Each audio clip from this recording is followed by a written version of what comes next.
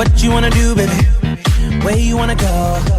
I'll take you to the moon, baby. I'll take you to the floor. 5 more hours. Oh, we're back. We are back.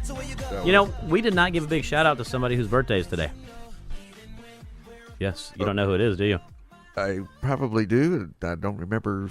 You don't remember Michelle Posey's birthday today? Oh, yes. I think I posted on her Facebook And page. Tirsa's birthday was yesterday, by the way. One of our Red Packets. I did reach out to Tirsa and wish her happy birthday. Wanted to make sure they got a big shout out today. And we are back, by the way, with a great time.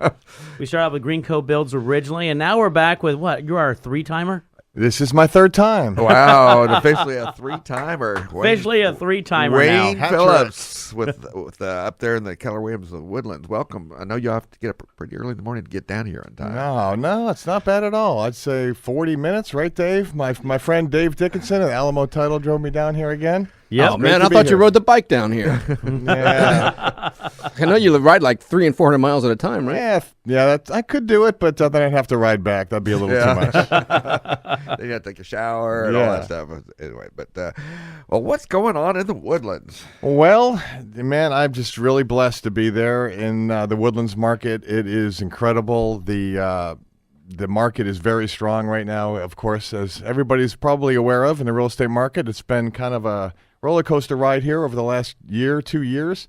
But right now, I would say it's just an awesome opportunity for both buyers and sellers. Really a better shake for the buyers now, which was a real challenge, a while back when there was no inventory on the market. Especially in the Woodlands, there was no inventory. Exactly. It was really hard. Great for the sellers. But right now, it's a balanced market. Interest rates are low. Get out there is the time to do it now. Good time. Yeah, I actually had an agent was telling me that he had a client calling me. It was his listing, and he says, "Make it stop." That it was like, have you seen those where a cow gets in the river and it's full of piranha and there's like a frenzy? Yep. Well, they said that's what realtors were like. There was a new listing, and the neighbors were calling up and complaining. They're blocking the driveway. They're everywhere. So make it stop because there was only probably less than 2 months supply of homes at that time. Right. Overall, there's like 2.6. We're moved into what I would consider more of a normal market. Correct. Yeah, we're about 4.6, 4.7 months supply of homes, and we're balanced. And some areas are doing still very, very well, and some have slowed down. Well, in fact, I just looked at it actually on the way down here, just kind of analyzed it. The upper price ranges are really kind of soft. $750 and above right now. There's about a year's worth of inventory. You hit it right on the head. It's at 700 and up. It's the 10 months inventory. Yep. And then 500 to 750, kind of is still strong. I would say a balanced market, about 6 months of inventory, and then under 500, still a strong seller's market. There are some homes sitting on the market, and that's because those homes are overpriced. So there are some people still with a rearview mirror, pricing their home like it would have sold in the buying frenzy a year and a half ago. And how do you suggest that, by? I mean, because that's a valid point. We have that conversation that if it's still not priced right, it's going to sit. And as you mentioned, unfortunately, you can't look. You can't look at what happened a year ago. You have to look at what's happening today. How do you explain that to everybody? Well, and the numbers show that. It bears out. I mean, I always explain that to my clients. I mean, you put it on the market, you have nice pictures. If it's priced right, you're going to get showings. If it's, going a week, 2 weeks with hardly any showings, it's overpriced. Yeah, if it's been on the market 10 days, you have no showings, it's overpriced. Right. Yeah. Or if you have 10 showings and no offers, you're overpriced. I'm in a multiple offer situation too right now with a client. It's really challenging. So that still happens too. If it's priced right, look out. I mean, well, a lot of that market that was moving was a lot of reloads for the oil companies. And of course, they've been, Chevron just announced, I think, a cutoff of laid off a bunch of people. And so we're getting Anadarko, same thing. And so they're pulling back. They're going to come back. Yep. Because someone's predicting at the end of the year, one of the economists that went to a function this week predicted $60 oil. We're ready for that. So we're ready for that. We're right around $37 right now, I think. 37, 38. It's come back a little bit. Yeah. So it's rebounded a little bit, but I remember when it went into like $6 a barrel in the 80s. So I know what it can do, but again, we talk about this all the time that oil's not our number one industry anymore. Nope. Well, and we got 2 brand new hospitals under construction. Our number one industry now. That's going to be the game changer in the Woodlands. That's going to pick up where the oil and gas industry has sort of softened the market. So, and they're coming online next year, 2017. What hospital systems are those? Methodist and Texas Children's. Yep, So, they're building another satellite office out there. So it's amazing that you see them going up all over the city. Yeah, Different but I'll tell you, hospital systems. it's a buyer's opportunity right now because there are some builders and resale and new construction, especially on the east side of 45, which they've got some inventory. They've been sitting there a little bit now, and for folks, I think we look back 2 years from now at the market and at the way it is today, and people will wish they would have bought today because right now you can get a lot of home for your money, and money is cheap. So. Yeah. It is. I mean, it's back at, from a financing perspective, it's back at one of the all-time lows again. What were you quoting yesterday on a 30-year fix? Believe it or not, I locked somebody in yesterday at a 3.625 on a jumbo loan, no points. On a 30-year? That's a jumbo on a 30. Yeah, I mean, it's crazy how low rates are right now. And we keep obviously predicting them to go well-qualified up. buyers. They don't. Yeah, that is correct. And, and every case is different. But, I was actually driving on 99. It's amazing how much it's opened up some new developments and access, and you're seeing a lot of new stuff going in. Yeah. You mentioned the east of 45. It's really nice right now, and the accessibility is there as where it wasn't necessarily as accessible prior to. That's right. And coming from the new home sales business, I'm always interested in the new developments, and it's been a hard thing to keep up with. There's so much growth, and a lot of it is spurred up from that Grand Parkway, and there's just new neighborhoods popping up all over because now the accessibility, you jump on there and you can be in Katy in 25 minutes, right? Which that was an hour before. Of course, it'll cost you $14, but that's okay. Actually, yeah, I ran the numbers. I drove from Katy to Kingwood yesterday. I obviously live out there in Cinco Ranch, so I pulled all the way around, and it was $9.73 one way. That is correct. So, on one side of things, you got to pay for it, but I will tell you, it beat me taking 2 hours going through traffic at 7:30. Worth every penny. That's right.